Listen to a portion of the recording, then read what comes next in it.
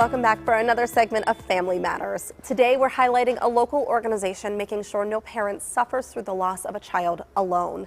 Katie and Daniel Stern, the co-founders of the Little Fox-Toby's Foundation, join us now, and thank you for being here. Thank you for having us. So walk us through how your organization started, because it began in your family as a tragedy. Yeah. That's right. Thank you for having us. Our son Toby was born in May of 2016, and Toby lived for 12 weeks. He went down for a nap on August 24th, and he didn't wake up. And we were told that he died from SIDS. And for Dan and I, it was really just shocking, because it wasn't something that we had been talked about with the pediatrician. And we had an older son, Lucas, who was nearly 2 at the time. And so it was just very, very shocking. And we started on this journey from Toby's death, knowing that we wanted to do something in his memory, and we wanted to keep him alive. Yeah.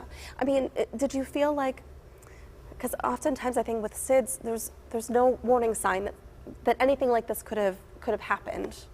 That's right. We were completely shocked, and Toby was thriving. Yeah. He was a healthy, active infant and surrounded with love and support, and the day that he passed, our lives changed forever. Sure. Our family's journey shifted and put a completely different perspective on where we were headed, and knew that we wanted to keep his memory alive.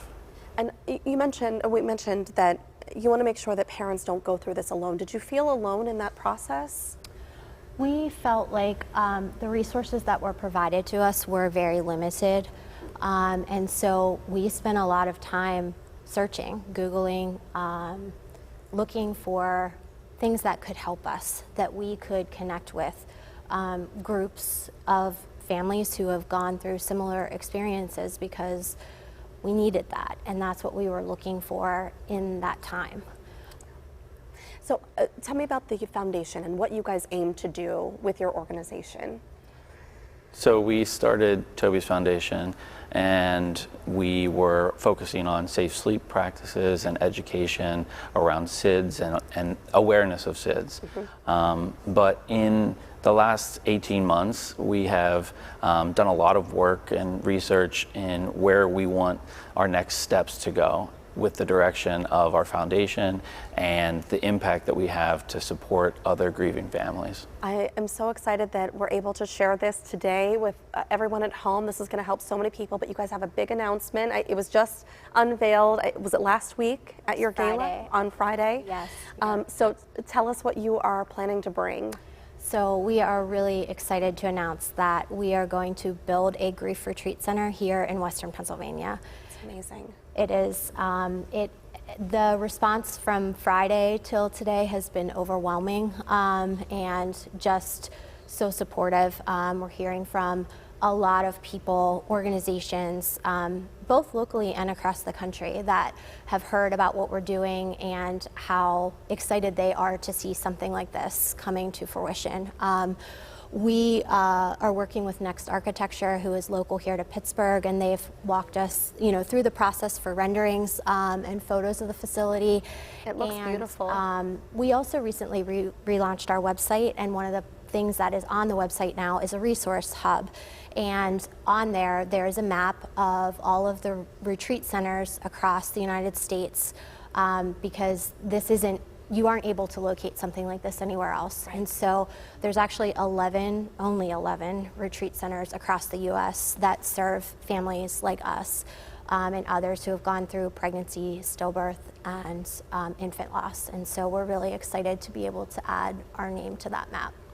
We've been fortunate enough to participate in a few of those grief retreat centers across the country, and we know firsthand the impact that it has on our grief, and we know how positive that is to make available to any grieving parents. Yeah, it's going to be fantastic and help so many people. Before we wrap up, Katie, I know with Mother's Day being Sunday, we've been discussing a lot about how hard Mother's Day can be for families who have lost a child. How do you handle that, and do you have a message for anyone out there? That's a really great question. I think, Mother's Day is definitely hard, especially without Toby. And we have our older son Lucas and our younger son Zeke, and they are very quick to remind us that Toby is present in our life. And I feel blessed to be able to have them, let me know that he is here, even though he's physically not. And that's just something, for anyone who might know a grieving parent, a grieving mother, a grieving father, with Father's Day coming up too, mention their children, mention their name, ask them about how they're feeling. That's really important, and it makes a difference. I loved you putting your hand on it. You can tell the great support that you have in each other. Thank you for coming on today, and congratulations on your big announcement. Thank you so much. Coming up on Talk Pittsburgh, the hosts of The Unqualified Therapist share their own experiences with grief and how it inspired them to help end the stigma around mental health.